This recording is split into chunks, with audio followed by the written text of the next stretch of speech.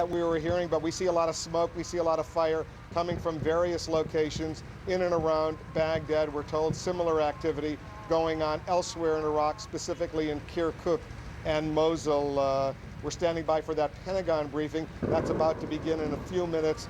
General Richard Myers, the chairman of the Joint Chiefs, and the Defense Secretary, Donald Rumsfeld. CNN's Christiane Amanpour. She was with me here in Kuwait City only a few hours ago. Now, Christiane, I take it you're in southern Iraq. Tell our viewers where you are and what you're doing. Just on the border here at the British Divisional Field Headquarters. What's been going on, of course, is much quieter than what you're seeing in Baghdad, but nonetheless significant in terms of securing vital strategic Iraqi economic and commercial targets. They've taken the city of Qasr, which is the main commercial port here, vitally needed. They've got US and British forces trying to secure the Ramallah oil fields, which you guys have been talking a lot about. The significance of that is extremely important. That is the oil field that puts out 60% of Iraq's oil. They also overnight took and consolidated the Four Peninsula, which is where Iraq's oil terminal is and where that gets pumped out to sea and then onto the tankers. There have also been some casualties over here over the last 24 hours. We've been reporting about the helicopter that went down with 12 British and 4 US troops inside. There have also been 2 US Marines killed, one of those in the battle for Qasr, that port just on the other side of the border with northern Kuwait. So a lot of activity down this end, but obviously not as noisy and as dramatic pictures as you're seeing up in Baghdad right now. Wolf? Christiane, how much resistance are the Iraqi troops in the area where you are with these British forces? How much resistance are the Iraqis demonstrating? Not much. On the whole, there have eliminate that kind of resistance. Well, in this particular instance, the key here is to take out the leadership, decapitate the leadership from its body, and also to eliminate their ability to talk.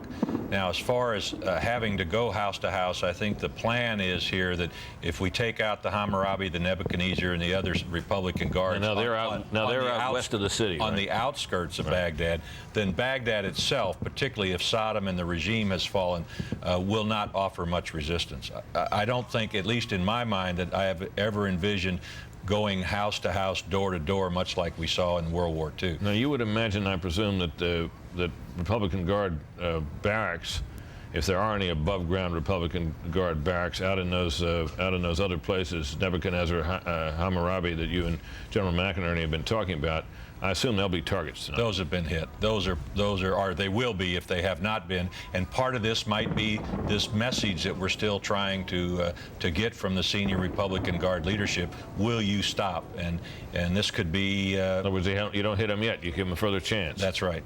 That's right. And does anyone know if there are Republican Guard barracks in Baghdad, places that can be hit, where we're assured that those kinds of military targets are available? Well, in looking at some of the Fox flyover shots that we've used in the past, there are several that are right in the outskirts of Baghdad. It's a little hard to tell whether they're east, north, south. I think they're probably on both sides, but the bulk of the Republican Guard forces here have set themselves up south and slightly southwest of Baghdad, and a little bit out of town. They're out. Christiane, as we stand by in the next few moments to go to the Pentagon and hear a briefing from Defense Secretary Donald Rumsfeld and Chairman of the Joint Chiefs Richard Myers, remind our viewers how important Qasr is. Given the fact that so much of Iraq's oil is in the southern part of Iraq, this is the huge port of Iraq, and if it's now under the control of the British forces, U.S. troops in the vicinity, and they're moving towards the next major town, the next major city of Basra, this is quite significant, especially since what Jamie McIntyre is reporting, General Tommy Franks reconsidered the military plan in order to protect those oil fields. Indeed, Qasr is the main commercial port, and what we were being told by military officials here is that it is vital and strategic, not just for the oil, but mostly, they're saying.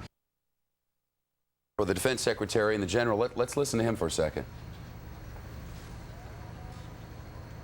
And it just goes to show that here it comes right here.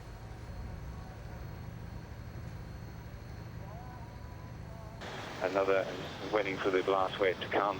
But these do look like bombs. It's very hard to tell for me. I don't know what they're actually hitting. But now serious fires throughout the central arc directly in front of me. These are government targets, government buildings. The aim to paralyze command and control, which comes from Baghdad, which is under the control of Saddam Hussein's younger son. Hang on. Okay, I've got to go. Cheers. Right, David. David Chater reporting there, and obviously for security reasons having and to live move pictures you're seeing from Sky News, our sister network in the United Kingdom, and that large plume of smoke rising over the night sky. David Chater was reporting seconds ago that the targeting appears to him, at least, to be very narrowly targeted, that they are hitting specific buildings with which David Chater was familiar to some degree from his reporting there inside Baghdad. Not any sort of random bombing at all, but more targeted, beginning the very first blast, he said, targeting Saddam Hussein's presidential palace, one that I might add he rarely visited, according to reports from inside Baghdad, but certainly the main palace of Saddam Hussein inside the city. And live pictures now coming to us through the facilities of Abu Dhabi television, and more explosions happening in the night sky. It would be interesting, General McInerney, to see whether over the next few minutes, as Secretary Rumsfeld and General Myers begin to speak, if they might give this particular bombing campaign a bit of a breather, so that those who are watching in enemy territory might be able to listen to what they have to say. And we'll find out, certainly in time, whether something like that does happen. After the very first strike, of course, on Saddam's palace, there was a brief break, Britt Hume, for about, what, 5 or 10 minutes where nothing happened, and then away they went again. Well, of course, if cruise missiles are in the air, then there's no way to turn them back that I know of, or is there? General McInerney stepped away, but Shep, let's put that question to General Burt Moore, who's still with us here. What about that? I suggested to General McInerney the possibility you do a lull, hoping for an answer from Republican Guard headquarters of some kind. Is it possible to suspend these things once you've unleashed them? Well, with the Tomahawk cruise missile, we've made some dramatic technological changes and improvements, and now they do have a capability with the global positioning system navigation capability. They can send this cruise missile out. It can loiter. It can be reprogrammed in the air, and it can wait for a call maybe for a secondary target, or it could be sent on its way to go down in some uninhabited area if you decide not to use it. I don't want to let my imagination run away with me here, but presumably you could be in a situation where you're on the phone with a guy and say, look, that thing is on the way to you. You may see it go by the window. When you do, if you surrender, we'll redirect it away from you, and if not, we'll redirect it back down your chimney. Yeah, that might be a little too far along.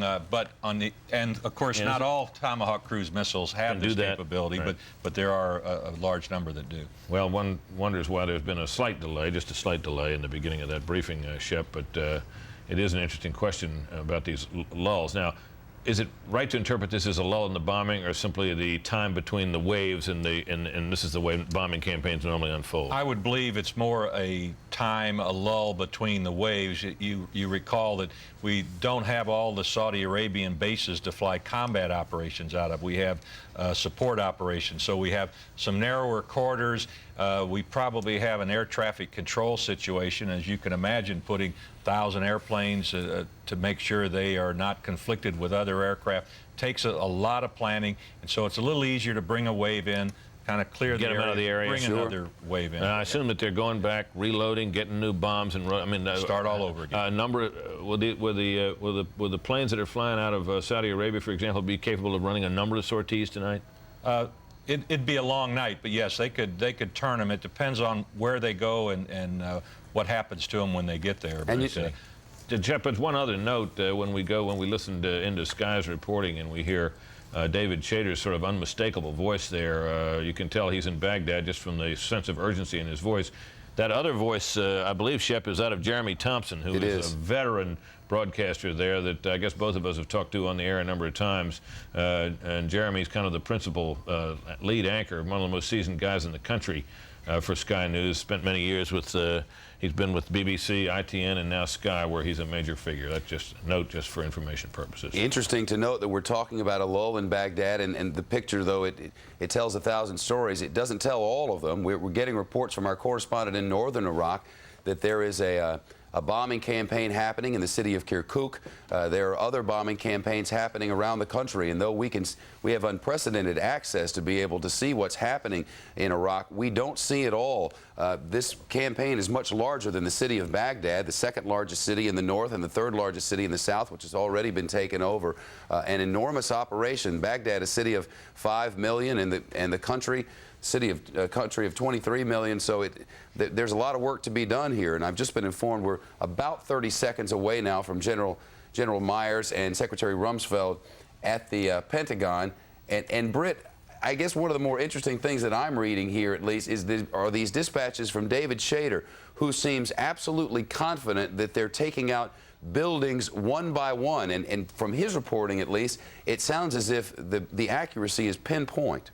Well, that's, of course, what we'd come to expect, Shep, and one of the things that the military has said to us now over the past dozen years since the end of the Gulf War, when we all got the idea that all of those weapons, or at least a great many of them, were pretty precise. Actually, only a fraction of them were precision-guided in those days. Nowadays, a much higher percentage of the munitions used are precision-guided, and the precise level of precision is much greater. So this, if this is what we're seeing tonight, this is what we have been told that we should expect as we continue to await the arrival of the Secretary of Defense and his Joint Chiefs Chairman in the briefing room. And perhaps they will be able to say a little bit more to us about that, although one can never tell what the extent of this briefing will be. Perhaps. One more thing I want to get in before he does get started, Britt, and that is that the Al Jazeera television network is reporting that the Iraqi defense minister will be speaking live on television in Iraq in a short time, and if in fact we see that, we'll update you on what happened. Well, of course, and Shep, it's worth noting earlier that some official in Baghdad was saying earlier today that he could guarantee that there was not a single American soldier on Iraqi soil, and of course at that time we were watching on live television that column of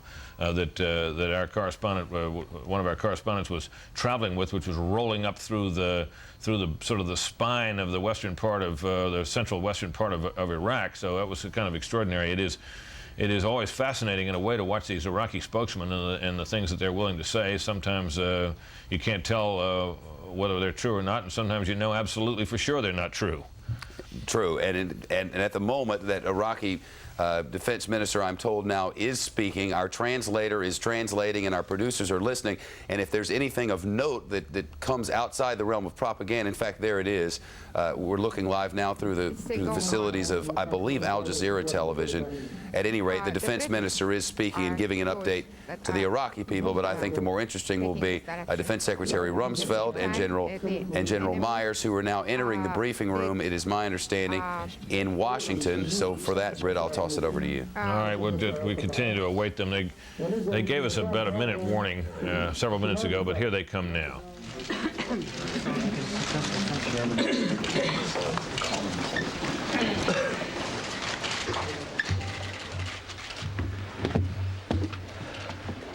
Good afternoon. Yesterday, 4 American Marines and 8 members of the British Armed Forces were killed in a helicopter accident returning from a mission in Iraq. And in a separate incident, a U.S. Marine was killed in action during combat operations in Iraq.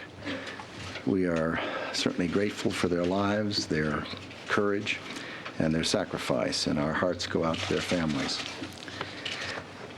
The world will be a safer place because of their dedicated service. On the President's order, coalition forces began the ground war to disarm Iraq and liberate the Iraqi people yesterday. And a few minutes ago, the air war in Iraq began. General Myers will provide some details on the progress of our operation, but first let me comment on the aims and objectives we have for the days ahead. Our goal is to defend the American people and to eliminate Iraq's weapons of mass destruction and to liberate the Iraqi people. Coalition military operations are focused on achieving several specific objectives. To to end the regime of Saddam Hussein by striking with force on a scope and scale that makes clear to Iraqis that he and his regime are finished. Next, to identify, isolate, and eventually eliminate Iraq's weapons of mass destruction, their delivery systems, production capabilities, and distribution networks.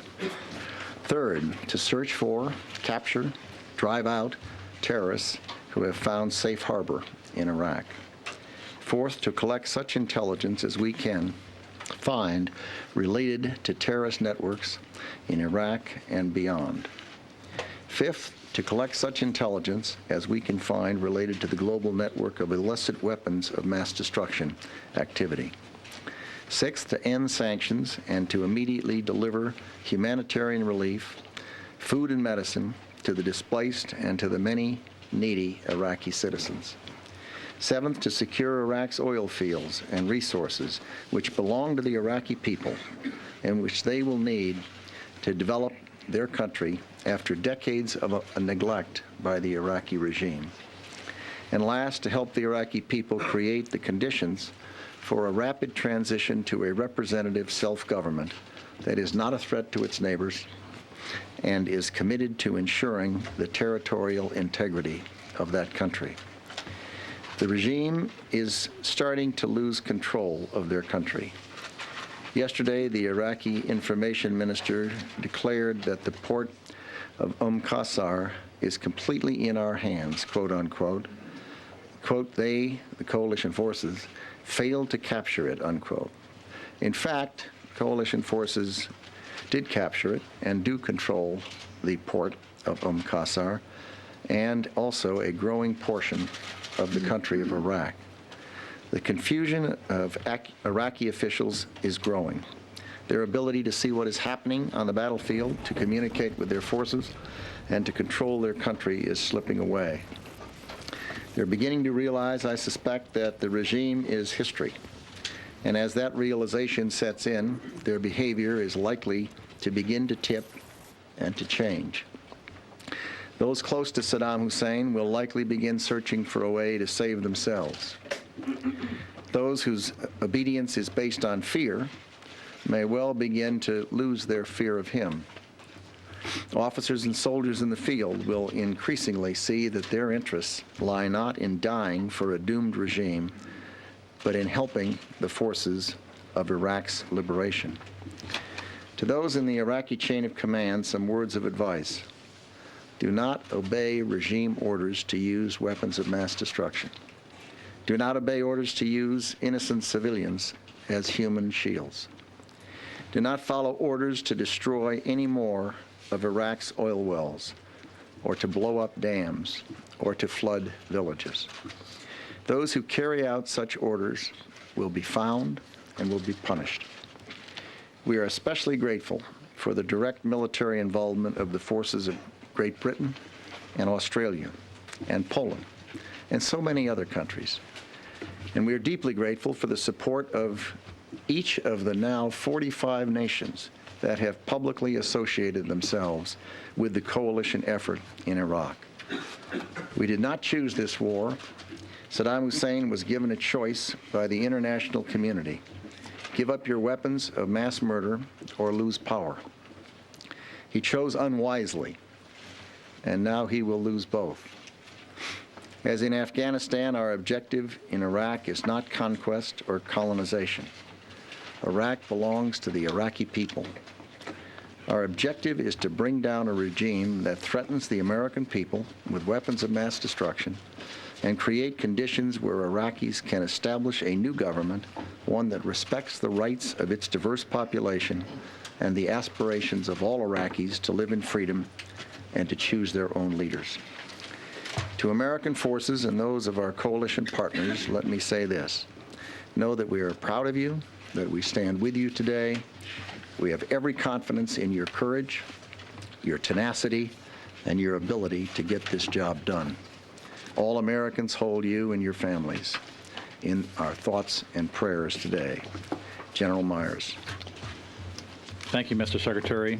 I, too, want to extend my deepest condolences to the families of the Marines, both U.S. and our British allies, who died in the helicopter crash yesterday, and to the family of the Marine killed in action earlier this morning. These brave men died fighting for their nation and the safety of the world.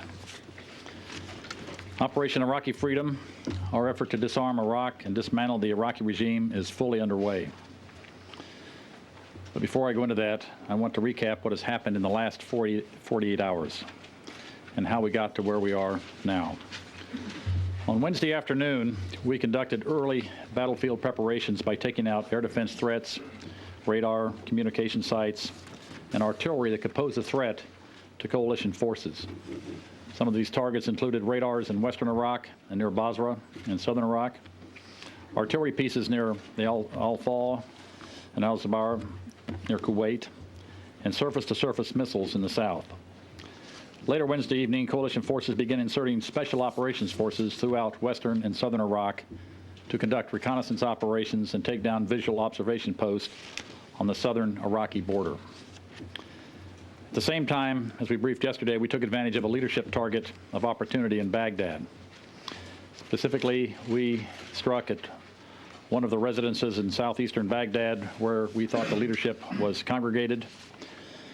We also took down, struck intelligence service headquarters in Baghdad and a Republican Guard facility. They were targeted with nearly 40 Tomahawk land attack cruise missiles from coalition ships in the Red Sea and the Persian Gulf. 2 Air Force F-117s also dropped precision-guided 2,000-pound penetration weapons on these leadership targets. Then yesterday, we launched more than 20 TLAMs against 8 targets in Baghdad, which included several Baghdad Special Security Organization sites. And as most of you know, the Special Security Organization is that organization that protects the senior Iraqi leadership. Also on Thursday, coalition ships launched some 10 TLAMs against 3 Republican Guard targets in Kirkuk in the north. In the last 24 hours, Special Forces have seized an airfield in western Iraq and have secured border positions in several key locations. Additionally, Navy SEALs and coalition special forces have seized Iraq's 2 major gas and oil terminals in the northern Persian Gulf. There were embedded media with the SEALs, and their reports should be out shortly. I also have a graphic, I think, if they'll bring it up, and it's up now. Good. Coalition ships boarded 3 Iraqi tugboats in the Khor Abdallah waterway and found weapons, uniforms, and mines. Over 130 mines, including influence mines, were discovered. Our naval vessels are being extra vigilant to ensure the Iraqi Navy has not placed any mines in international waters. On the ground, as you know, the 1st Marine Expeditionary Force, along with our coalition partners, crossed into Iraq, and they have now secured the port city of Qasr and the Al-Fal Peninsula. They have also secured the main oil manifolds along the Al-Fal waterways and have moved through the southern Iraqi oil fields. These fields, if we're successful, should be secured sometime later today. And they will be a great resource for the Iraqi people as they build a free society.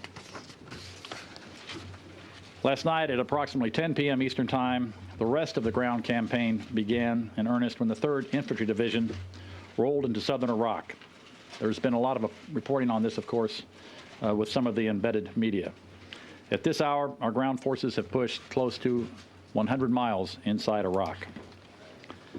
Since Operation Iraqi Freedom began, coalition aircraft have flown more than 1,000 sorties and dropped scores of precision-guided munitions on Iraqi military targets. I have 2 gun camera shots from yesterday. Both are from F-14s as they dropped on missile targets in southern Iraq. The first is targeting a missile support vehicle.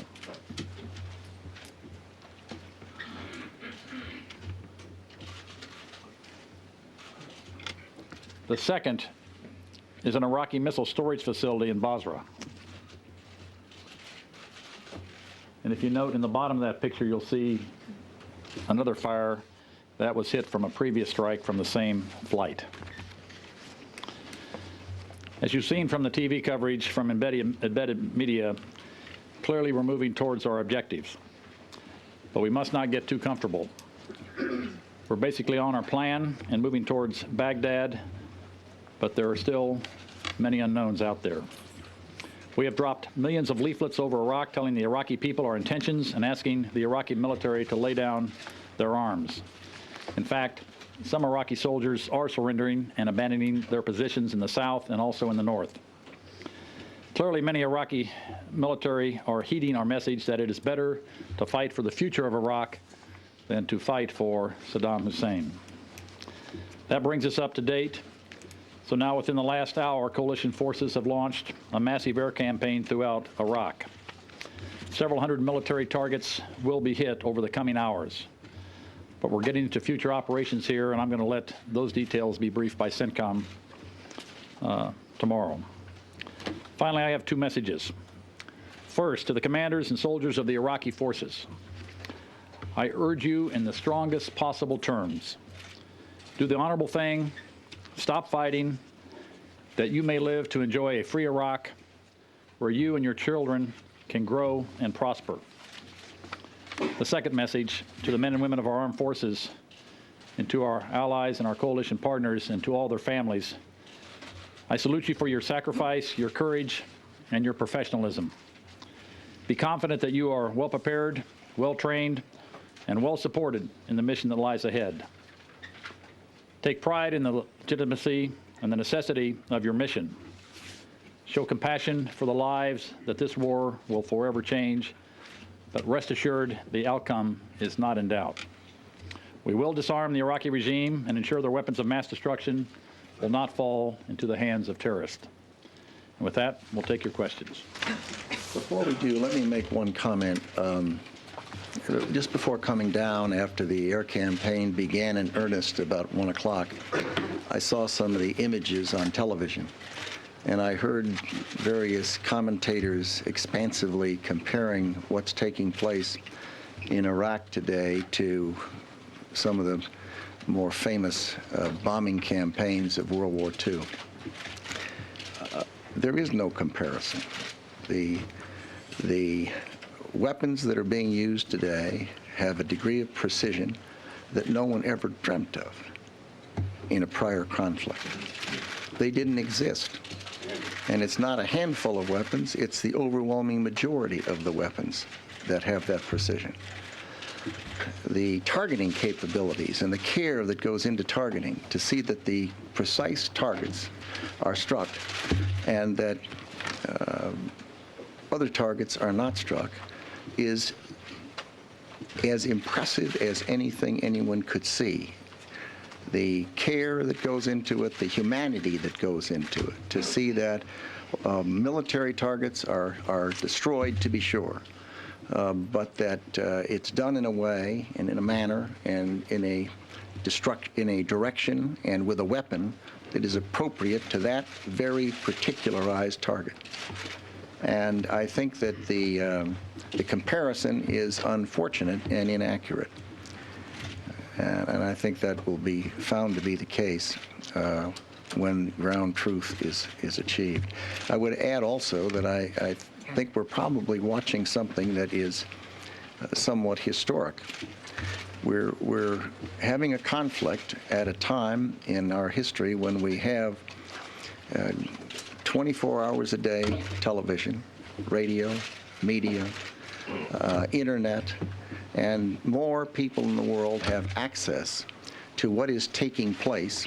You couple that with the hundreds, literally hundreds of people in the free press, the international press, the press of the United States, from every aspect of the media, who have been offered and accepted an opportunity to join and be connected directly with practically every aspect of this campaign.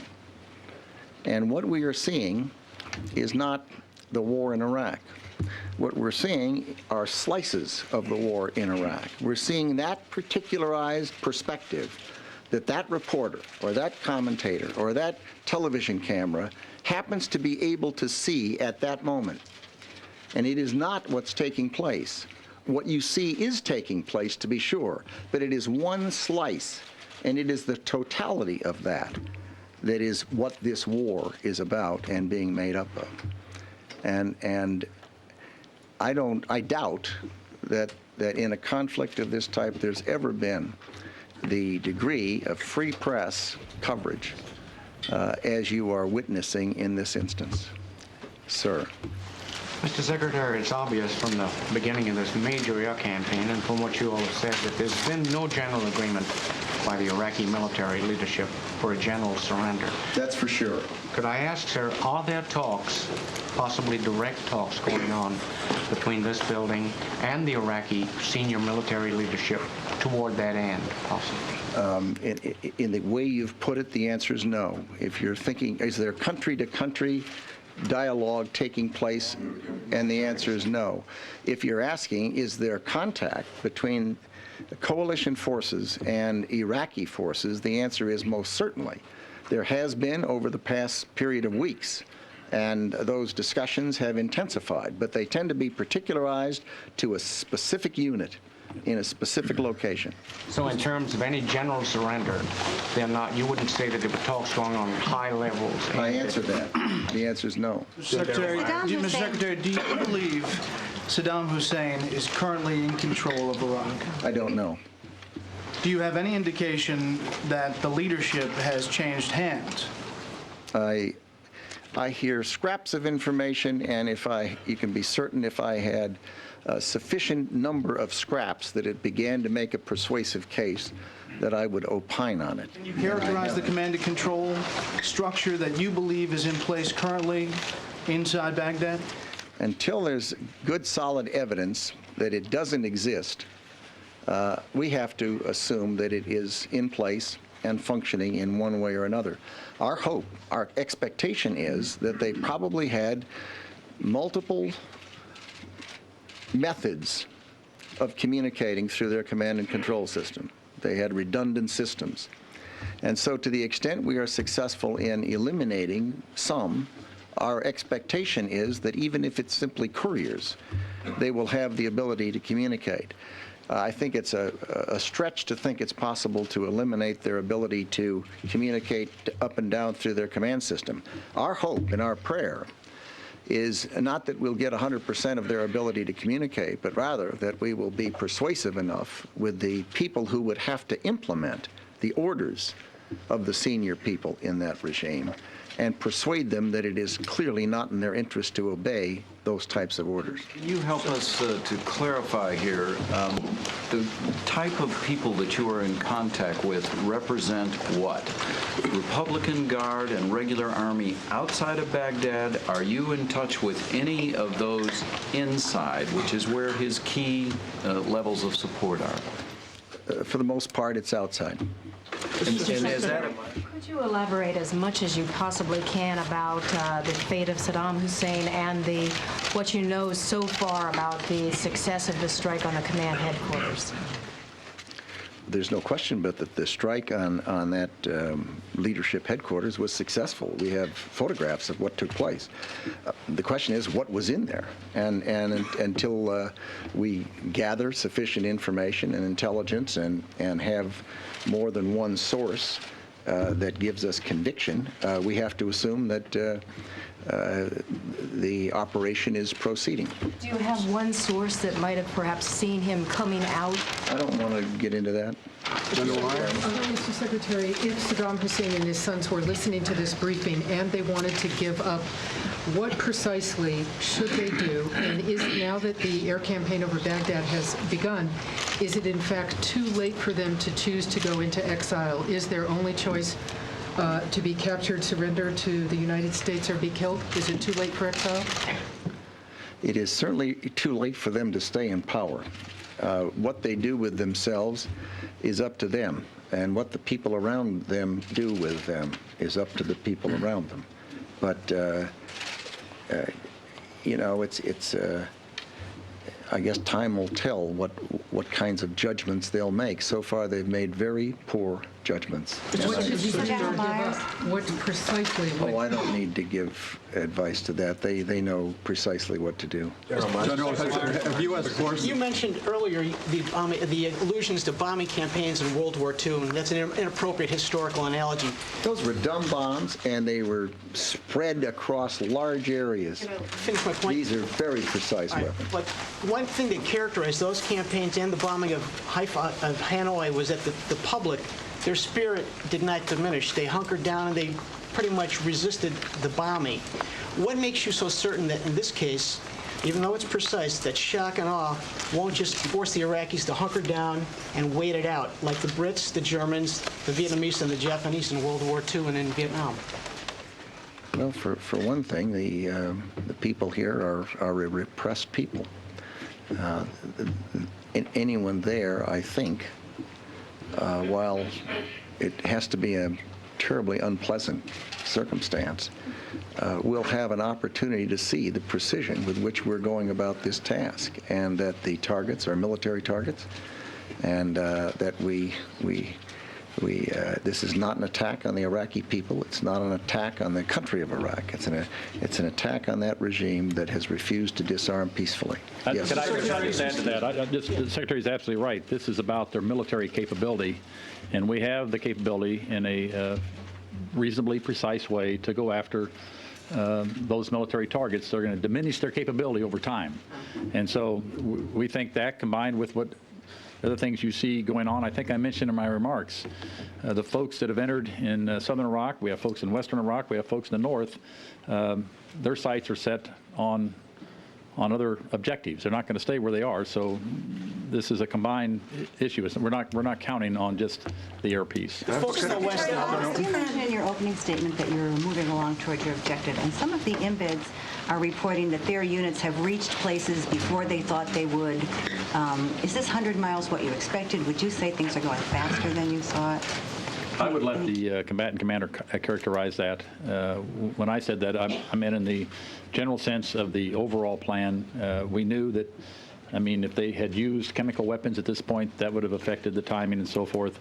But the thing that you saw Wednesday night with the quick strike on a leadership target, very well coordinated between all elements of this government and all elements of our U.S. Armed Forces on very short notice, is the kind of thing I think you can expect to see as this conflict unfolds. We have much greater flexibility and adaptability today, not as much as we would like, but a lot more than we've ever had in a previous conflict. So whether it goes faster or slower, we'll be able to adapt. To go back to the last question for a minute. It's important to remember that this attack is against a regime that is responsible for the death of hundreds of thousands of people. This is not a benign regime. This is a regime that has killed hundreds of thousands of human beings. Makes a practice of it. Along those lines, though, just a second. Along those lines, though, doesn't it make it more likely there'll be civilian casualties if you're going after hundreds of military targets, even though you have precision weapons?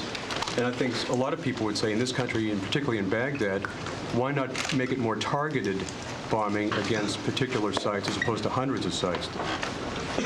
What is taking place today is as targeted an air campaign as has ever existed.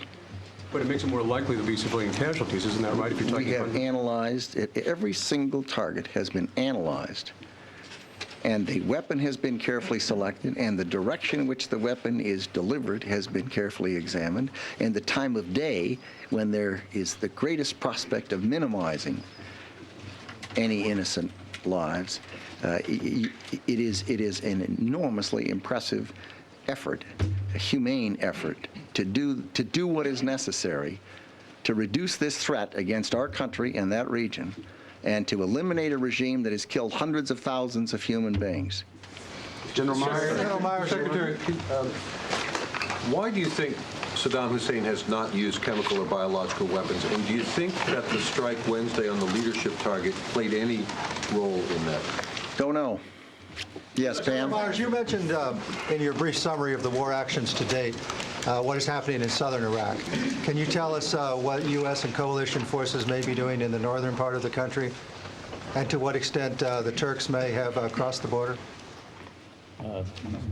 Best that I know, the Turkish forces have not crossed the border from Turkey into northern Iraq. And in terms of the operations up there, we haven't said a lot about them, and I'd prefer to leave that either to CENTCOM or just not to talk about them right now. Just one second. I think it should be added that the Turkish forces go in and out of a northern part of Iraq and have for years, and they may have some forces. In fact, they have had some forces in northern Iraq for some time, not associated with what's going on right now. But in terms of any large numbers, they are not. You've repeatedly emphasized the importance of oil. Yes. Thank you. Secretary. Secretary, can you characterize the level of resistance coalition forces are feeling, and is there a relationship between resistance and the decision to go ahead with a massive air campaign? The decision to go ahead with the ground campaign and the air campaign was a direct result of the fact that the 48-hour ultimatum expired and the Saddam Hussein and his crowd did not leave the country. It is after still additional time, in the hope that one might find a large number of senior military people making a conscious decision that they would prefer to act with honor and separate themselves from that regime. When that did not happen, the only choice one has is to proceed and use coercion. It was the absolute last choice after every single other thing that could be done had been done. So, Mr. Secretary, is a second deadline issued then for the senior Iraqi official to surrender by a certain time? No, there was no certain time. There was time provided, as you are well aware. The President spoke, I believe, and gave a 48-hour ultimatum on Monday, Eastern Standard Time, 8:14. It came out of his mouth. By Wednesday, 48 hours had expired. Today is, Friday. The ground campaign began last evening, about 10 o'clock, and the air campaign began today about 1 o'clock. We have been issuing through a variety of methods, communications urging the Iraqi military to surrender. And it apparently, what we have done thus far has not been sufficiently persuasive that they would have done that. It may very well be that with the initiation of the ground war last evening and the initiation of the air war this afternoon, that we may find people responding and surrendering. General Myers, could you say whether there's been any resistance, how much resistance there's been, whether there have been any major engagements, and what the situation is around Basra? I think if you're in a firefight, it's probably major to you. So we've had this sporadic resistance, and as you know, we had a Marine killed. There may be others that I'm not aware of now, as information lags our timeline. But it's sporadic resistance. There have been tank battles, generally limited, but there have been some fighting. Secretary, you used the term free Iraqi forces the other day. Aside from any communications that you have, are there indications that some Iraqi units have turned against the pro-Saddam forces, or are there other forces in the north that may be outside the coalition fighting against Saddam? To my knowledge, you could not answer that question the way you phrased it, yes. There are forces that have surrendered. There are forces that have had discussions about the possibility of helping. But to my knowledge, there are none that have turned in quite the way you're describing it. How many have surrendered? Any rough idea? It's untidy. We get mixed reports from different places, and I wouldn't want to start adding them up.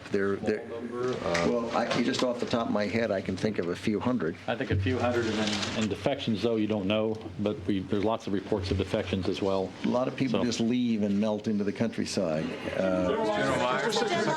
Yes, you and other officials in this government, of course, said before this many times that flatly that Iraq did have biological and chemical weapons. We also heard from several commanders that they were actually convinced that Saddam, in the last resort, would use those weapons. In these 40 to 48 hours, have you learned anything in addition about that capability, about where they might be, and about the readiness of Saddam and his commanders to use them? Nothing definitive. Mr. Secretary, Mr. General Myers, Mr. Secretary, could you please...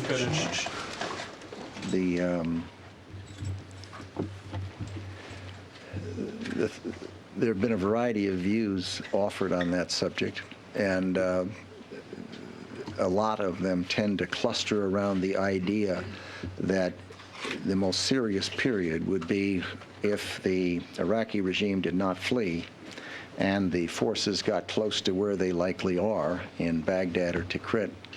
And the closer they got, the greater the danger of that. We don't, that's been more a theory on the part of outsiders rather than a theory on the part of insiders through interrogation or communications. General Myers, could you elaborate on the mines that were found? Were the Iraqis engaged in an effort to lay those mines down? Was there resistance? Can you tell us anything more about that? I don't know about the resistance part. I just know, I think I said the number was, over 130, I believe, mines.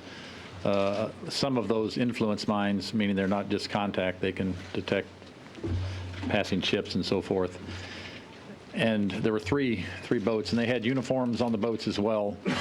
It's one of the things that General Franks has prepared for was to be looking out for mines in the Gulf. You remember in the Desert Storm, there were mines in the Gulf, and it was a... Was this in Iraqi waters, or was it... It was right up there. It was, yeah, I had it on the diagram, but it was right up there along the rocky waters, basically. General Myers, how is the deadlock with Turkey affecting the campaign? How is the deadlock with Turkey affecting the campaign over actually being able to get the overflight rights that we need? Well, we've said a couple of times from up here that that we have forces in the north now. General Franks intends to put more forces into the north. It'd be helpful if Turkey would go along and make the arrangements that the Parliament approved, and that is for overflight. So we're still hoping for that, but we're not counting on that. And we have other ways of inserting those forces. General Myers, it's clear that you are in the process. And we're in the process of utilizing the other ways. General Frank, excuse me, are you moving to protect the oil fields around Kirkuk? General Frank. You said you didn't want to go into detail, but are you moving to protect the oil fields? You all have emphasized the importance of oil. We've said that the oil is the Iraqis' people's oil. It's a part of the wealth of their country. It would be a crime to destroy those fields. We've had lots of intelligence that suggested that explosives were being moved into those areas and that there was a risk that the Iraqi regime would do what they did to the Kuwaiti oil fields, and that it was an environmental disaster. We, as General Myers said, have control over a non-trivial fraction of the oil wells in the south. And we're fortunate to say that because of the speed with which that was done, there looks to be only about 10 wells that we know of out of possibly 1,000 in that area that have been damaged. Several are still on fire. Several are pouring oil onto the ground. We would intend to, in fairly short order, have the people that know how to repair those wells in there and putting the fires out and fixing the ones that are still spilling on the ground. Mr. Secretary, could you please for a moment talk about the use of the Predator in this campaign and whether or not you've been able to glean any valuable information from the use of the Predator? Maybe General Myers could comment on that also. We're using the Predator and it's helpful. Mr. Secretary, could you please tell me has it been really invaluable in terms of gleaning information that you can use to promote the campaign? It's an intelligence gathering platform, and we use it along with dozens of other platforms, and they're all helpful. General Myers, question. Are you moving to secure the fields in the north, sir, given these fears that they might set them on fire? That gets into some operational considerations that we just can't get into right now. General Myers, On the air campaign, that began after the ground campaign, which was a reversal of the first Gulf War. That's correct. Can you talk a little about the conditions that enabled that to happen and what the advantages were of doing it that way? For instance, did the firing in the no-fly zone in the south clear out the opposition needed to pull in those ground forces? That was a judgment that General Franks made after consultations with the Secretary. There were, of course, certain objectives in the South that were important. One of them we just talked about, the oil fields. If you remember, the fires in the oil fields started before the ground forces went. And so General Franks had to make a calculation on when he wanted to do what he wanted to do. And that's just one of the reasons. There are a couple of other reasons as well. There were some threats, as you know, being moved into southern Iraq, artillery, short-range surface-to-surface missiles, and felt this was the best way to do it. General Myers. Can I follow up on that? The fact pattern is different. It's a decade plus later. The circumstance of the Iraqi forces are quite different. The capabilities of the United States of America are quite different. I think that expecting that you're going to find a cookie mold fit between two events that are so substantially different and separated in time by such a long period of time and so many advances in technologies and a notably different purpose. The purpose then was to remove them from Kuwait. The purpose now is quite different. Way in the back. Over here, it seems to me that we're moving relatively freely toward Baghdad. General Myers talked about we're 100 miles inside. There's reports of surrenders. And then with the attack on Wednesday that we degraded Saddam's capability of communicating with his commanders. Yet we keep talking about this overwhelming force that we're prepared to use. I'm wondering, are you concerned at all that we will be seen as a bully? The United States and the coalition forces have taken every conceivable step, diplomatic, economic, and ultimatum, and a careful, measured beginning. What we are currently doing could not, by any stretch of the imagination, fit what you just said. It would be it would be to misunderstand everything that's taking place. General Myers, there had been some concern that the Iraqis might try to use controlled floods or even sabotage of its dams or reservoirs to impede an advance from the south. Is there any evidence of that? And what's being done to try and secure those dams and reservoirs? To my knowledge, there is no evidence to date of that. We have taken some actions to help mitigate that. I'm not going to go into what they are, of course. And I think as we've told you before, well, I'll just leave it there. We're just not going to go into the operations. Pam, last question. Could you describe the command relationship U.S. maybe special forces have with the Kurdish and the Iraqi opposition forces in the north? Is it positive control? Or are they embedded with them and advising them on what to do? And is the United States asking Turkey not to send troops in beyond that refugee buffer zone? And if so, why not? Why? You get it. We have special forces and units connected to Kurdish forces in the north, in answer to your question. And you can be certain that we have advised the Turkish government and the Turkish armed forces that it would be notably unhelpful if they went into the north in large numbers. Isn't that complicating? Isn't that the issue that's complicating the overflight rights? It's that request the United States has made that's now making Turkey say, well, then you can't fly through our airspace? There apparently were a lot of issues involved, and that may very well be one of them. But over a period of, 3 or 4 months now that these discussions have been going on, my impression is that the discussions are pretty much towards an end.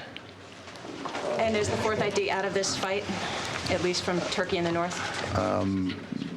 That's up to Tom Franks, and he'll make judgments about that in good time, and I guess time will tell how many forces will actually be needed on the ground, but there are other ways to bring them in than Turkey. Have you found any scuds? How long will this war last? Last till it's over. Well, even if Secretary Rumsfeld had been planning to stay in the room to take some more questions, I doubt he would have answered that one. The Secretary, as you could hear, being very careful in the optimism that he and General Myers expressed. Just to recap some of what the Secretary and the General said, Secretary Rumsfeld said that the Iraqi regime, the Saddam Hussein regime, was rapidly losing control of the government, that a growing portion of the country was now under coalition control. He did say, however, that as far as he could tell, that the Allies had not been persuasive enough in getting the kinds of surrenders at the level that they wanted to allow them to call off the air campaign that has been begun in earnest tonight. He also acknowledged that most of the contacts that they are having with the elite Republican Guard units, which are the ones that are considered the most important fighting force for the Iraqis, is with units that are outside Baghdad. Now, that's not unexpected, but that is obviously significant. General Tom McInerney has been describing that there are two key Republican Guard formations units outside Baghdad in places where there's probably going to be some serious fighting.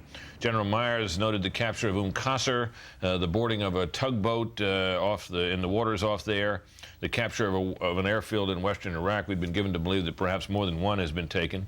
He said that the oil fields in the south should be secured by later today, and that there'd been so far only a small number of fires lit, which they took to be good news. He characterized the resistance that Allied forces had encountered so far as sporadic. Now, turning to our military contributors here in the studio with me, General McInerney, General Tom McInerney, what did you take away from this briefing? What was most notable to you about the progress they made and the progress they may not have made? Well, I think they're doing it in a very measured way, a fast but a measured way, because there has not been a lot of contact. And I think they've shaped the campaign, Britt, to ensure that in the early stages that there would not be a lot of contact. It's obvious from watching those pictures that we could destroy this army very quickly. It is the key center of gravity that is in our way.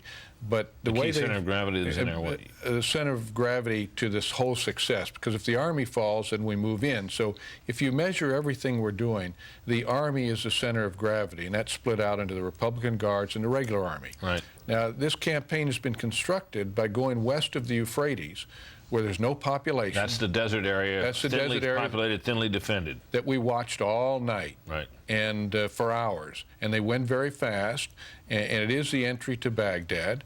But the point is, it minimizes collateral damage. It minimizes contact with the Republican Guards or the regular Army. So is this the phrase that would this fall under the heading of what General Norman Schwarzkopf used to call, quote, haul ass and bypass? That's correct. Yes, sir. So and what do you say? How do you interpret the news out of Basra then that they run into some resistance there? Here's what they're giving them: a little time to make the decision. So to try to, I think they've set this campaign up to minimize casualties with the Army, and they're negotiating to say, as we have said for months and months, that look, you're either with us or we're going to destroy you. And they've given them a little bit of time, and they've showed that. I think that is a very significant fact, an important thing that the world must understand. Now, General Burt Moore, the air campaign that's on tonight, obviously we've seen some of the results of it from Baghdad, but it was made clear in this briefing that the northern area is being hit as well. Area around reports we're getting indicate that Mosul and Kirkuk have been hit. What did you take away from this briefing that struck you most? First, the air campaign and the entire campaign is going according to a predetermined plan. I mean, I know we all had a little hiccup after Wednesday that maybe they were shifting gears, but Secretary Rumsfeld said we are on our original plan, which I thought was considerably important. The second thing is we've seen Baghdad sitting here. We've seen a small part of Baghdad, but there is a lot of activity that's going up in Mosul, up in Kirkuk, and down in Basra that is all part of this, which tells me that we might be seeing a lull in Baghdad on purpose, again, as Secretary Rumsfeld said, to allow the leadership to capitulate. Now, talk to me about the tone of this briefing. You both have been generals. You've both been in wars. This is an unusual situation in which you're trying to communicate to the enemy the inevitability of his defeat and the necessity, if you can, of his surrender. At the same time, you got this desire not to be too optimistic. They sounded like things are going well. You heard, well, basically on plan, you heard General Myers say. Sporadic resistance, you heard him say. Should we, as news consumers and viewers of this, buy the optimism? Well, I think there is reason to be optimistic, but I think in any conflict there is also always reason to be cautious. Something could go terribly wrong. We could run into a serious problem somewhere. The Republican Guard, Hammurabi, Nebuchadnezzar, could fight much more harder than we think they might fight. So we just have to continue to do according to the plan for the worst and hope for the best. General McInerney? Britt, this is a brilliant campaign. It is going to go very fast. If Hammurabi or Nebuchadnezzar wants to fight, they'll die. They can't move because we'll attack them. If they stay fixed where they are, we'll attack them. We need to point out again where those two they're just major due units west. are. They're west and slightly south. And slightly south, about 50 miles. Now, which side of the Euphrates River, which goes down the spine of Iraq? Hammurabi is on the west side. So that's out in the area where the Yes. Marines and others are Karbala advancing. Gap. Karbala Gap, right? And that's a key point. And we'll target that with the same thing you just saw there with those B-2s. And may have. I'm not sure if they have. They may have. Yeah. They may have. But That may be ongoing now. Can you imagine if you were in an Army division and got that kind of attack of over several hundred bombs? Those divisions will be gone if they want to fight. So the way they have set this campaign up is there is no way it can be protracted. Hey, now, from what you said, this always strikes me in these situations. We're waiting for the beginning, I should note, by the way, for the benefit of viewers who may be wanting to know, we're waiting the beginning of a briefing from the White House by White House Press Secretary Ari Fleischer. The president, we believe, is on his way to Camp David, or will be if he hasn't already left, and we will be able to see his departure at some point in the near future. That will be on videotape for a number of reasons. Can we actually defeat and eliminate these Republican Guard units from the air only? Absolutely. If we want to by choice, and I would because it minimizes our ground And they casualties. can't get into underground bunkers and hide out and come out later and fight or anything like Not that? at all. And because, first of all, they're trying to fight in an area that they haven't made a Maginot Line. So they're digging places, they're putting their tanks in place. Our infrared, our Predator, our Global Hawk, our Joint Stars, all these sensors are vacuum cleaners and pick up all this information where they are. And then those laser-guided bombs, as well as the Joint Direct Attack munition, we focus right on them. And they're in an area, and they have to lay out to defend that, that is very easy for us to attack. And fortunately, it's out of the city areas, and they are in a very, very bad position, I assure you. Now, the lull that we have, apparent lull, or perhaps it's just the period between, as General Moore was suggesting earlier, just the period between the waves of bombings. It's now, what, 10:30 in the evening in Baghdad time. They got plenty of time left to continue operations tonight. As I recall, in fact, it was about 6 o'clock Eastern time in the first Gulf War campaign, that first night, when the bombs began to fall. That would have been 2 o'clock in the morning Baghdad time. So I suspect that anybody that thinks they're going to get a good night's sleep in Iraq tonight better think again. We've got till about 9 o'clock Eastern time here. It'd be 5 a.m. That's about an hour before sunrise in Baghdad. So there's plenty of time. If time permits, I'd like to bring our Pentagon correspondent in on this if he's available to us. If not, I'd like to bring Shepard Smith in to join this conversation. Shep, are you there? Brett, I am, Britt. We actually have some breaking developments that happened during that news conference. General Myers and Secretary Rumsfeld were questioned about Turkish airspace and the use thereof for the purposes of this campaign. And in fact, Fox News can now confirm that the Turks have decided to allow 2 corridors of airspace over Turkish land to be used for jets to come in, and that will be of great assistance to the U.S. forces as they come in from the Mediterranean Sea.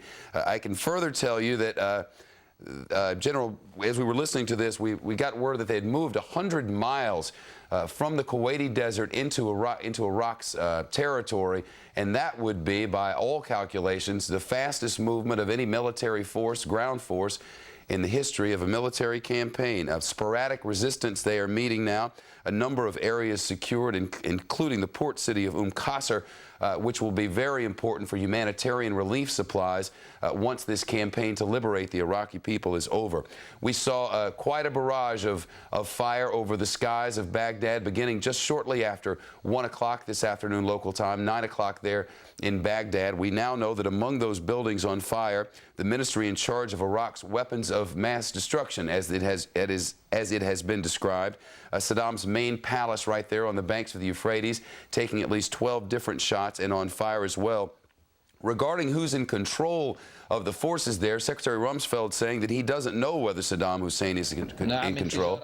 He did say that, in fact, the widespread belief was that there was confusion within the Iraqi regime and that the regime was losing control. And we've gotten further reporting from our chief political correspondent, Carl Cameron, who indicates that a senior U.S. government official says Iraqi command and control positions are sporadic and jumbled. We do not know who's in charge. We think they don't know who is in charge, that they're confused, disoriented, disorganized, and it's only going to get worse for them.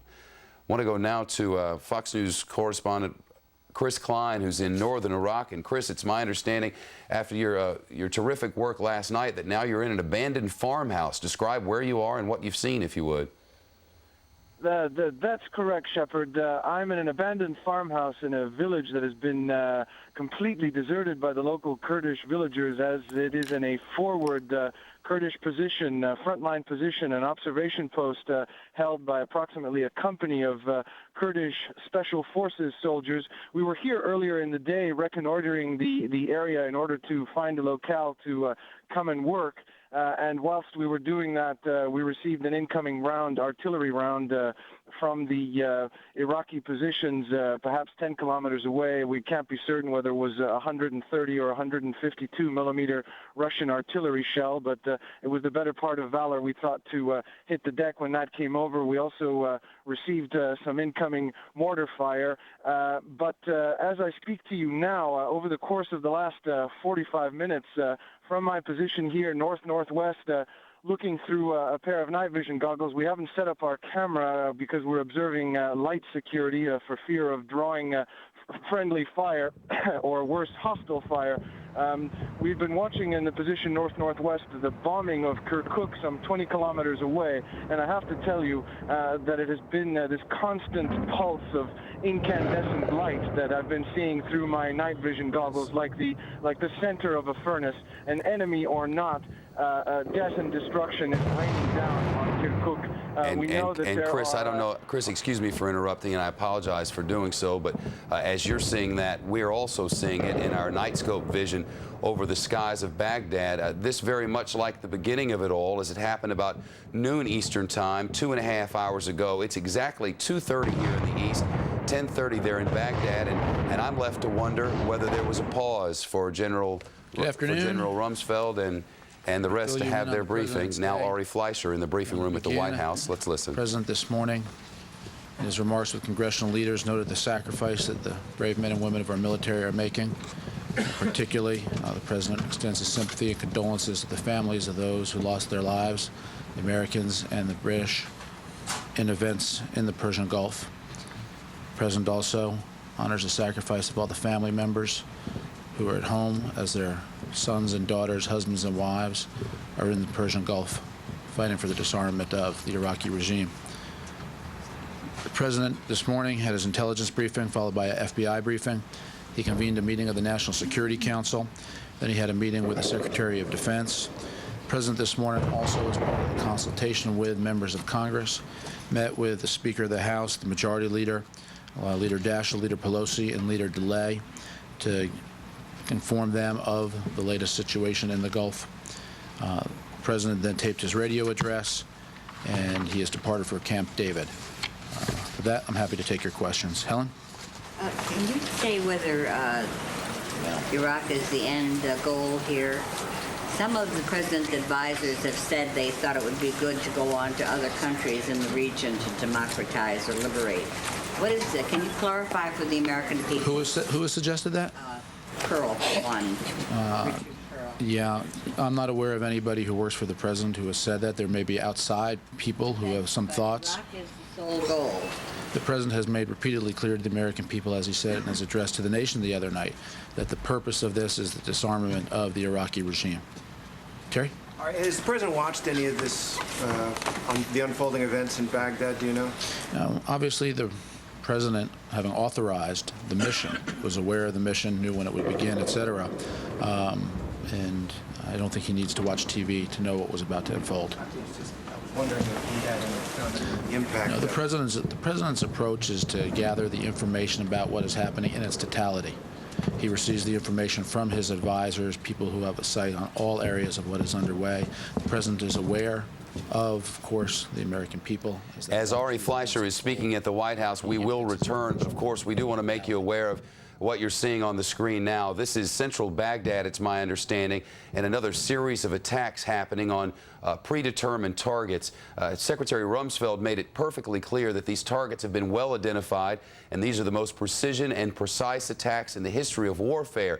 He discussed at great length at the beginning of his presentation these analogies that were being made by some, though none here that I can remember, between strikes in World War II and what's happening now, and said there could not be any worse comparison, really. That a bombing, this a directed pinpoint precision strikes. They have their targets identified, and clearly they are working to take them out, even as Ari Fleischer speaks at the White House. We'll keep you updated.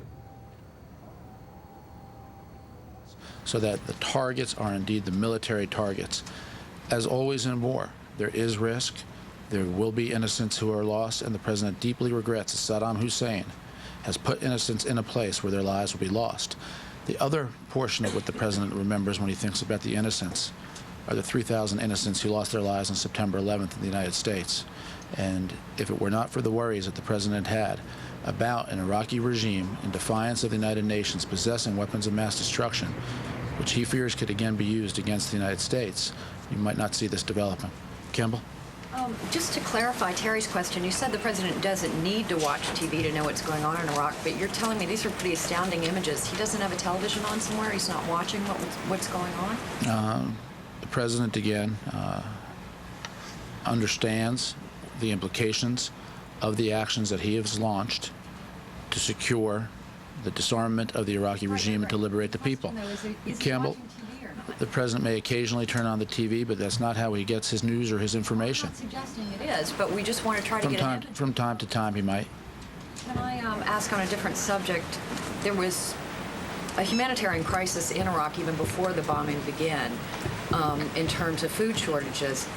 After what we saw today, this massive attack on Baghdad, that situation is clearly going to be much, much worse beginning tomorrow. What specifically is the administration planning to do when the sun comes up? Well, one, that's not necessarily true. The destruction of a palace of Saddam Hussein's or the destruction of a military facility may not have anything to do with the feeding of the Iraqi people. In all cases, the United States is leading the effort, and along with the military come massive waves of humanitarian relief in the form of food, in the form of medicine, in the form of everything that may be necessary to help protect and to feed the Iraqi people. We will see if any of that is indeed necessary to the degree that has been anticipated and planned for. But you should not necessarily leap to that conclusion based on what you saw on TV today. Just one final question. President Chirac of France said today that he would not support a UN resolution that would give the U.S. and Britain the authority to administrate in Iraq. What's your reaction? Well, as was said at the statement in the Azores, we will continue to work with the United Nations. The President does believe the United Nations has a role in the future of Iraq and the reconstruction of Iraq. The President would hope that nobody would stand in the way of the humanitarian reconstruction of Iraq. Mark? All right, Secretary Rumsfeld made mention of the surrender discussions that are going on, and he also made mention of third parties being involved. Is there anything you can tell us about that in terms of what level they're going on? No, I think Secretary Rumsfeld addressed it. I think you heard him say that much of this is the unit-to-unit type of communication. The President made his message clear in a way that was unequivocal. He gave Saddam Hussein 48 hours to leave the country to avoid military conflict. The president wishes Saddam Hussein had left the country so that this would not have come to pass. Saddam Hussein made his choice. Speaking of Saddam Hussein, can we just go over the tape one more time and just give us your best read on what the tape tells us and what it does not tell us, and what you know and can tell us about Saddam Hussein's fate? The tape has been analyzed by the Central Intelligence Agency, and their analysis has led them to believe that the tape is indeed the voice of Saddam Hussein, but no conclusions have been reached about whether it was canned ahead of time or not. There's insufficient information for anybody to draw a conclusion about that. The larger question, does that tell us anything about where he is, how much control he's got? No, the fact that Iraq released a tape doesn't tell anybody anything about where Saddam Hussein is or is not. Can I ask one additional question about Camp David this weekend? The president's going to be spending the weekend there.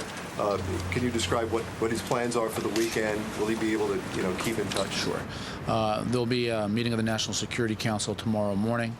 The principals, the Vice President, Secretary Powell, Secretary Rumsfeld, Director Tenet, and others, of course, Dr. Rice, will be joining the President at Camp David for participation in the NSC meeting. Camp David, as you can imagine, has every modern communication. It's a Marine facility. It has everything that anybody needs. Bill? Let me first follow on Campbell's question. The resolution that... I thought you were going to ask about watching TV. I may.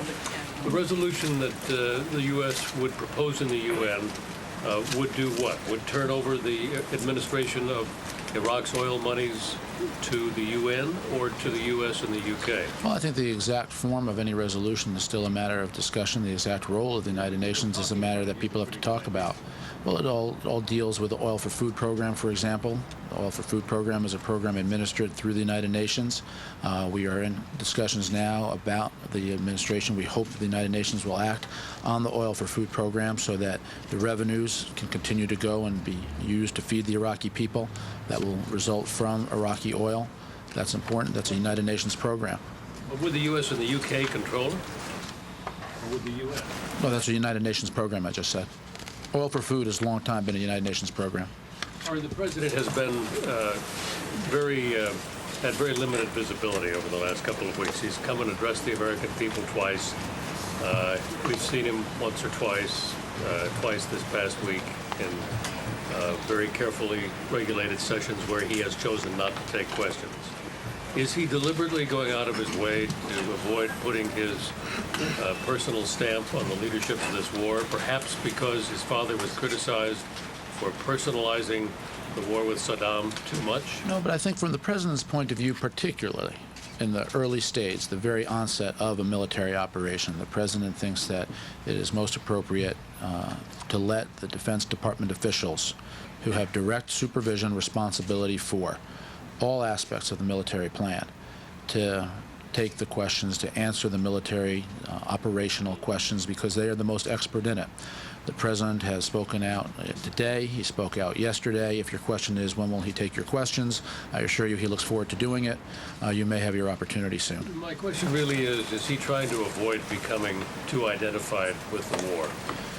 Bill, I think that the American people will make their judgments about what role the President plays, and I think they understand very clearly that this is a President who has made the decision to disarm Saddam Hussein through the use of force after having tried to do it through the United Nations. They watched that whole discussion play out for the last 6 months. He is the President, he's made his decisions, and the American people are watching it. Is the President satisfied with the progress thus far in the war? He is. Steve, the President believes that progress is being made. The President has tremendous confidence in the men and women of our military, in the leadership of the military, and in the plan that has been written to disarm Saddam Hussein's regime and to liberate the people of Iraq. Elizabeth? The Senate appears ready to pass a budget resolution tonight. Has the President delayed sending up the emergency request for funds for this war until after that resolution passes? No, it's exactly as I indicated for the last several weeks on it. The President has reviewed various estimates about the possibility, the possible cost of action involving military costs and other costs, and the President has said that at the appropriate time he would send it up, and I think that time is coming, but it's just not here yet. Can I ask one more question about television, just a very direct question? Did the president not see the pictures on television this morning, the very dramatic pictures of the bombs and the explosions over Baghdad? He did not see those? I was with the president just as the operation was beginning at about 1 o'clock, and he was not watching TV at that time. I wasn't with him for the duration of it, so I couldn't answer in all instances about it. I probably shouldn't answer a question like this in this room, but the president does not watch a lot of TV. It's very, very dramatic pictures. It's hard to imagine that the president of the United States, who ordered this attack, did not see any evidence of Elizabeth, it. I don't know that the president needed to watch TV to understand what it means to authorize military force and to know that the mission has begun, the mission is underway. So the answer is unclear. We don't know if he saw them. I just described to you where I was with him, but I wasn't with him for the entire duration of what you all saw on TV. Mike?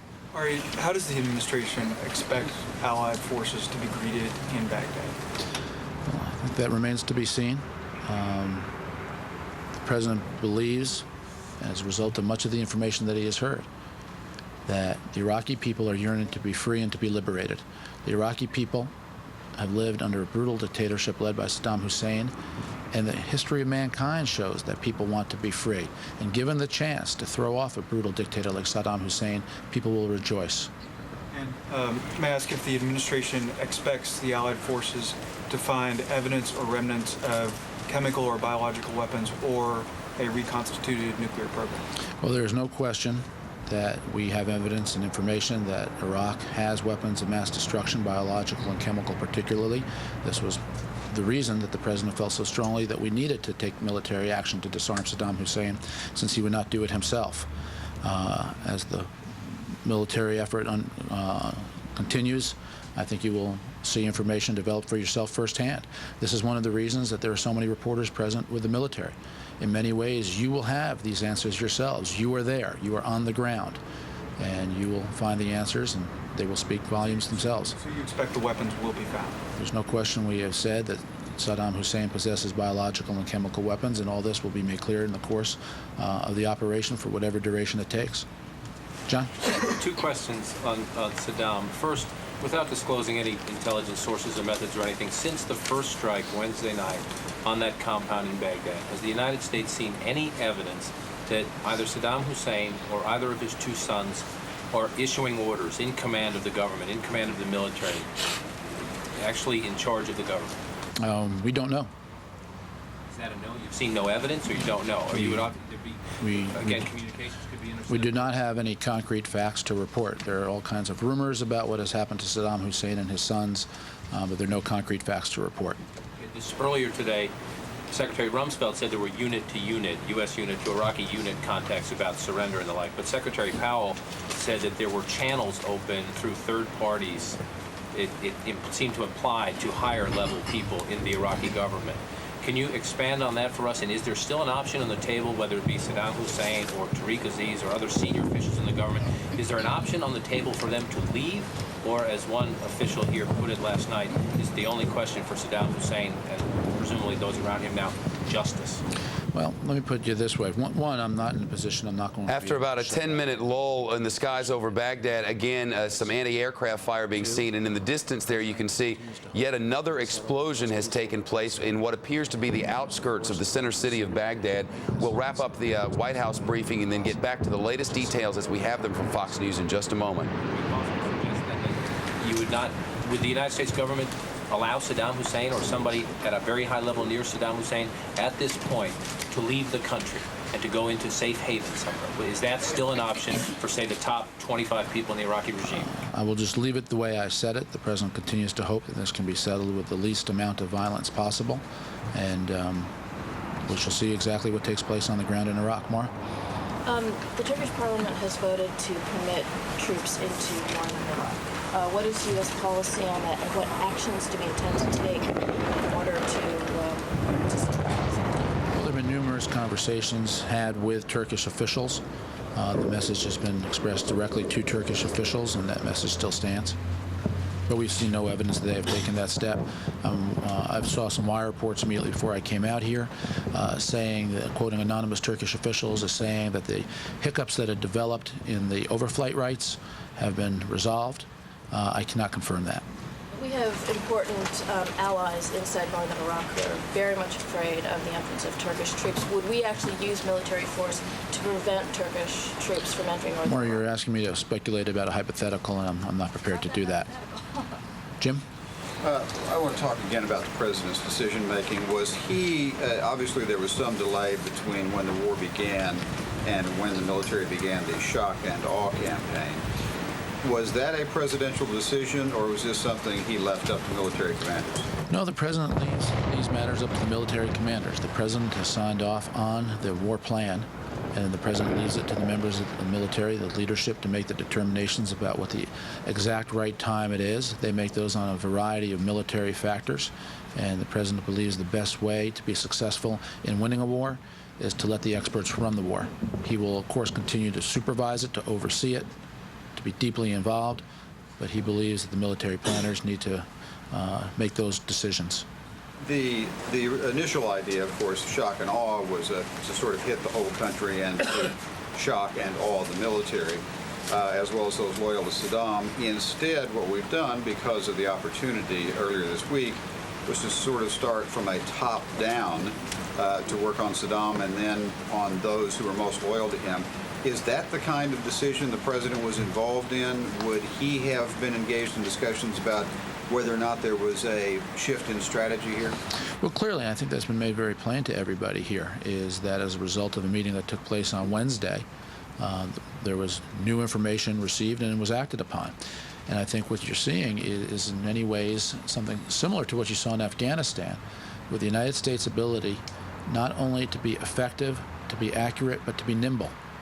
And this is a part of the transformation of the military. This is a part of the 21st century thinking about how to be effective in the conduct of military affairs. Can you tell us now if we're at the point that we would have been without that target of opportunity on Wednesday? No, I don't think that's appropriate for me to get into that type of operational detail and any plans as they may have once existed somewhere. Greg? Looking ahead to the supplemental, which I gather will mature some next week, can you talk a little bit about the White House news, the White House press conference wrapping up for the day, and Fox's Jim Angle asking Ari Fleischer whether plans did change at last minute because of a target of opportunity, that target being the command and control, the senior leadership of the Iraqi regime. And in fact, Ari Fleischer saying, yes, they did, and that target of opportunity was exercised.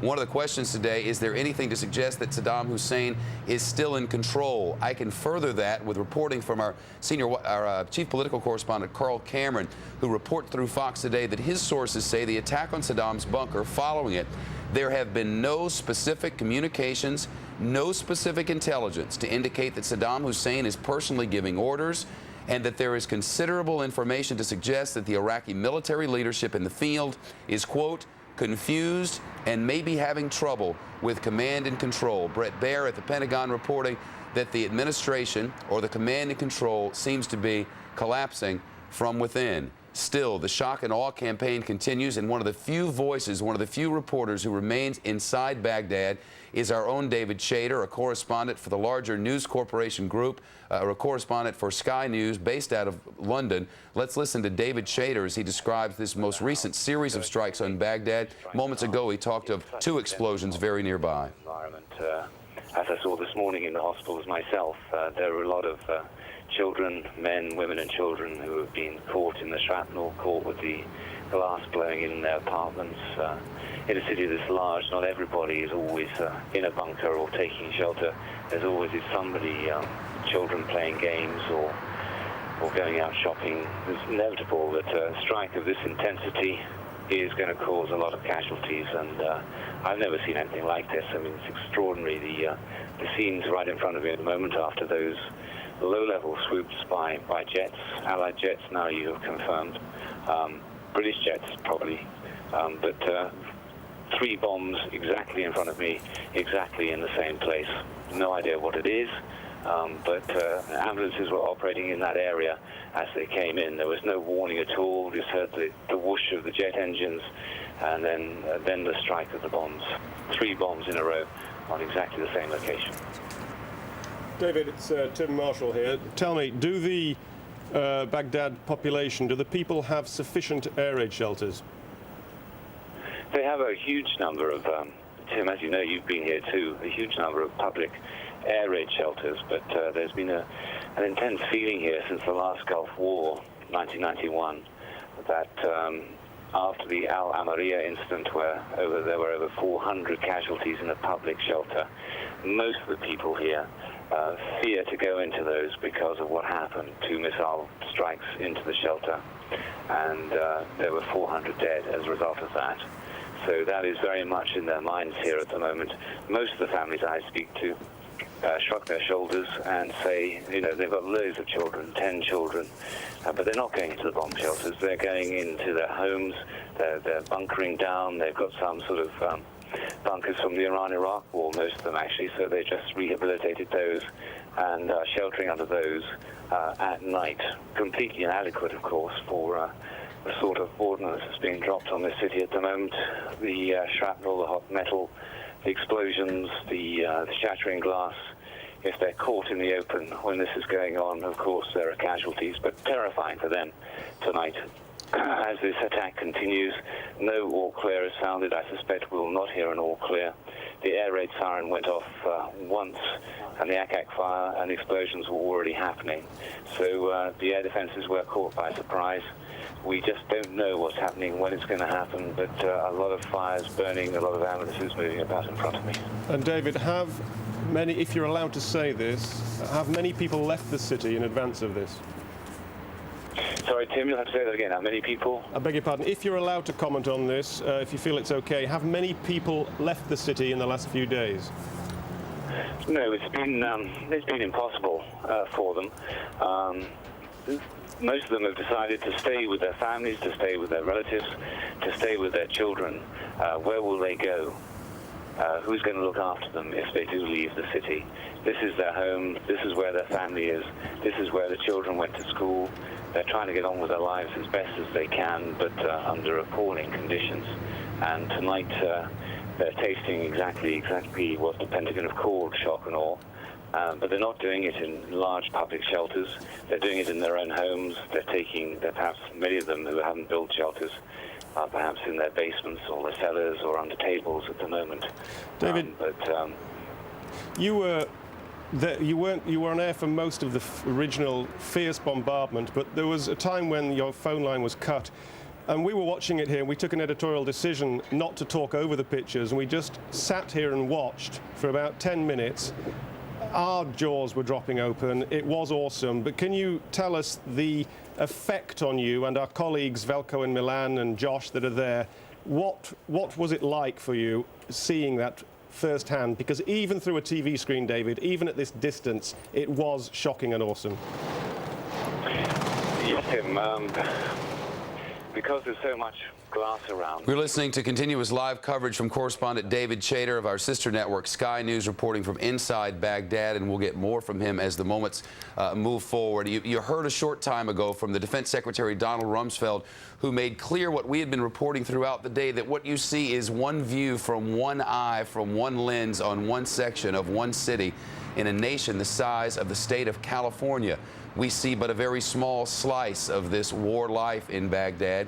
And with that in mind, this bulletin just coming in a recent dispatch from the region. Airstrikes continue on the Iraqi capital. Aircraft are being heard over Baghdad for the first time, and there's a huge fire that rages to the south of the city. That's something we have not seen and possibly will not see, that is. There are other firefights going on in other cities, as well as a bombing happened in the northern part in Mosul. These are night scope visions which are coming to us out of the center of the city, and let's go back to David Chater and listen in now as our coverage continues. Morning. Perhaps a few flashes and bursts of anti-aircraft fire, but it's keeping me on my toes, certainly, and the rest of my team. I'm sure. And you probably know this from other sources, but the Americans are saying several hundred targets will be hit tonight, so I'm afraid you're probably in for more. It's what, 5 to 11? We did see pictures earlier of people on the streets. Is it now totally quiet? Well, let me just pop my head up. On the banks of the Tigris, the lights are still on. On my side, there are no cars moving. On the far bank, there are no cars moving anymore. I can see the red flashing lights of ambulances, of course, especially after that last hit. But at the moment, I don't see anything else moving. Everyone is taking cover, taking shelter. No, I didn't know what you just told me, that there are going to be hundreds of targets hit. That means it's